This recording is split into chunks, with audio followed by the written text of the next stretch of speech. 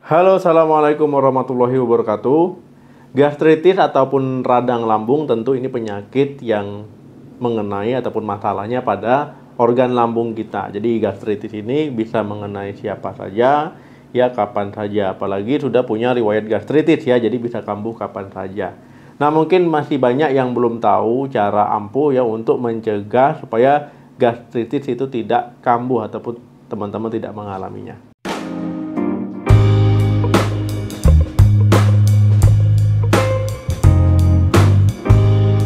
Saat mengalami peradangan pada lambung, ya tentu ini akan menimbulkan keluhan ataupun gejala yang kita alami. Ya bisa dari rasa tidak nyaman di perut kita, bisa mual, bisa muntah, ya bisa sering sendawa, kembung, begah, ya bisa bagian ulu hatinya nyeri, terasa panas ya. Nah, ini bisa teman-teman alami. Untuk cara ampuh mencegahnya, yang pertama jangan tidur kemalaman atau begadang. Nah, jadi teman-teman ya, siapa di sini yang sering begadang ataupun tidurnya terlalu malam? Nah, ini penting, perlu diperhatikan karena apa? Karena tubuh kita ini perlu cukup istirahat ya, cukup tidur ya supaya metabolisme tubuh kita baik, ya regenerasi sel kita baik. Ya kemudian juga kalau kita cukup tidur ya, kerja organ-organ tubuh kita itu jadi optimal. Nah, kalau seandainya teman-teman suka begadang ataupun tidurnya terlalu malam, ya ini bisa menimbulkan nanti gejala ataupun keluhan gastritis. Kok bisa? Ya karena gini teman-teman, kalau seandainya teman-teman banyak begadang, ya itu akan meningkatkan produksi asam lambung ya. Kalau seandainya teman-teman begadang, produksi asam lambung meningkat, kemudian sistem pencernaan bekerjanya terganggu, ya akhirnya menimbulkan keluhan mah ataupun keluhan gastritis nantinya. Jadi teman-teman ya jangan bergadang ataupun jangan tidur terlalu malam kalau memang tidak penting ya, supaya organ tubuh kita termasuk pencernaan kita, termasuk lambung kita ya bisa bekerja dengan optimal dan juga lebih sehat. Yang kedua, obat nyeri. Nah teman-teman ya, obat-obat nyeri, nah misalkan teman-teman minum sembarangan ya, obat-obat nyeri ini biasanya golongan NSAID ya, non steroid anti-inflamasi drug ya. Nah jadi obat nyeri itu nggak boleh diminum sembarangan. Nah, misalkan teman-teman obat nyerinya ya ibuprofen, asamfenamat, ketoprofen ataupun yang lainnya ya. Nah, biasanya orang sakit kepala minum obat nyeri. Ya, kemudian sakit ataupun pegal-pegal minum obat nyeri, atau nyeri sendi minum obat nyeri. Ya, pokoknya untuk menghilangkan nyeri lah. Nah, ini ya perlu diperhatikan teman-teman, obat nyeri ini nggak boleh dikonsumsi sembarangan. Ya, karena obat nyeri ini musuhnya lambung dan juga nggak bagus untuk kesehatan ginjal. Kalau teman-teman minum obat nyeri, nah ini bisa ya nanti tiba-tiba nanti lambungnya sakit. Kalau dalam jangka panjang, lambungnya sakit, kemudian luka lambung, bahkan bisa BAB-nya berdarah, bisa muntah darah ya. Nah selain itu juga ginjal nggak bagus ya, ataupun dia musuhnya juga ginjal. Nah masalahnya sekarang teman-teman ya, kadang jamu-jamuan yaitu ditambahkan obat nyeri ya, jamu pegalinu ditambah obat nyeri. Tujuannya apa? Supaya saat mengkonsumsi orang bilang, wah ini pegalinu saya hilang ya. Jamu itu sebenarnya bagus teman-teman, karena jamu itu kan obat herbal ya, jadi dari tanaman herbal itu bagus. Tapi yang jadi masalah ya itu tadi ya, kadang ada penjual nakal ditambah obat-obat nyeri. Nah lebih bagus kalau teman-teman mau minum jamu itu bikin sendiri ya di rumah, jadi tahu bahan ataupun komposisi dari jamu yang dibikin.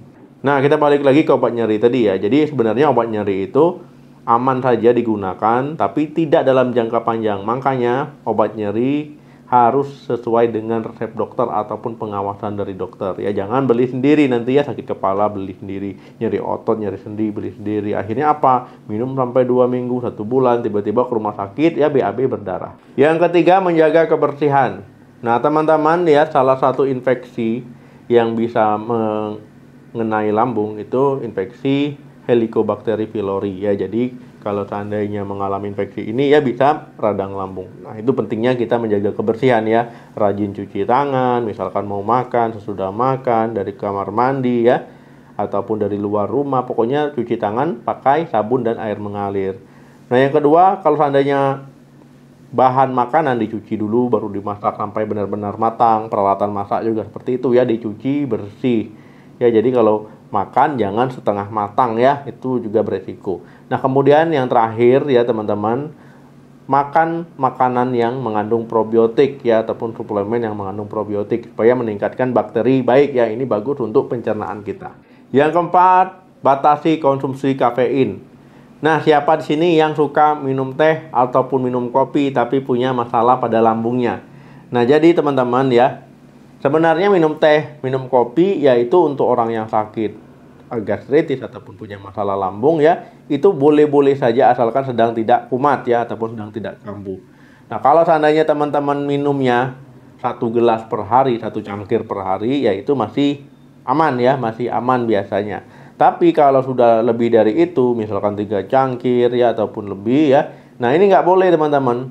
Karena kalau seandainya mengkonsumsi berlebihan, ya kafein tadi dia bisa meningkatkan produksi asam lambung. Kalau asam lambung dia jumlahnya banyak, ya bisa mengganggu ya, bisa mengganggu lambung itu sendiri. Akhirnya apa? Iritasilah dinding lambung karena asam lambung.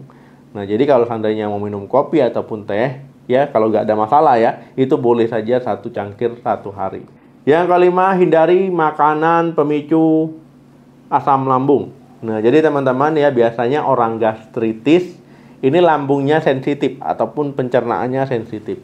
Ya kalau seandainya pencernaannya sensitif, ya ini hindari teman-teman makanan yang memicu asam lambung. Ya misalkan makanan yang pedas-pedas ya, kemudian makanan yang berminyak-minyak, kemudian makanan yang berlemak-lemak ya, kemudian makanan yang manis-manis ya, ataupun kue-kuean ya, ataupun sejenisnya. Nah, jadi ini juga harus dihindari. Karena apa? Karena kalau mengkonsumsi makanan tersebut, ya nggak heran ya teman-teman, nanti perutnya jadi nggak nyaman, jadi begah, bisa aja nanti timbul rasa mual, bahkan bisa muntah ya akibat mengkonsumsi makanan tersebut. Misalkan pada saya ya, nah kalau seandainya saya mengkonsumsi makanan yang keripik-keripik seperti itu ya, nah ini perut saya langsung nggak nyaman ya. Apalagi kalau mengkonsumsi makanan manis, coklat ya terlalu banyak ya, itu juga membuat nggak nyaman. Biasanya langsung mual ya, bahkan bisa langsung muntah. Jadi ini perlu kita hindari makanan pemicu. Yang keenam, berhenti merokok. Nah teman-teman, siapa di sini yang perokok? Nah jadi ini perlu berhenti merokok ya. Kalau seandainya merokok itu ada masalah lambung, itu nggak heran ya sering kambuh-kambuhan, sering muncul ya, ataupun nanti bisa kena masalah lambung karena memang ada hubungannya. Jadi rokok teman-teman, mungkin sudah tahu lah ya, rokok ini nggak bagus untuk kesehatan. Tahu sudah, tapi sadar aja belum ya. Nah, jadi rokok ini secara umum memang nggak bagus untuk kesehatan kita, termasuk pencernaan kita, termasuk lambung kita ya, bisa memicu masalah, salah satunya gastritis. Nah, jadi kalau teman-teman punya masalah lambung, sering merokok ataupun perokok ya, nggak heran ya sering kambuh-kambuhan muncul, sembuh muncul, minum obat sembuh muncul gitu ya. Nah, ini perlu berhenti. Begitu juga ya orang-orang yang terpapar asap rokok sebaiknya hindari. 7. Hindari minum alkohol. Nah teman-teman ya, hampir sama dengan rokok, alkohol ini juga nggak bagus untuk lambung kita. Nah jadi lambung kita itu kalau terpapar alkohol bisa mempengaruhi sphincter esophagus ya. Nah sphincter esofagusnya bisa melemah, kemudian bisa meningkatkan produksi asam lambung ya. Intinya teman-teman ya, alkohol nggak bagus untuk kesehatan lambung. Jadi hindarilah mengkonsumsi alkohol.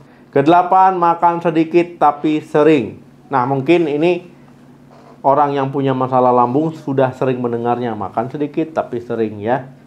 Nah jadi teman-teman ya, maksud makan sedikit tapi sering memang porsinya itu sedikit-sedikit ya, tapi di jam-jam yang ditentukan. Artinya yang ditentukan misalkan biasanya makan 3 kali dijadikan 5 kali ataupun dijadikan 6 kali ya. Supaya apa? Supaya pencernaan kita bebannya itu nggak terlalu berat.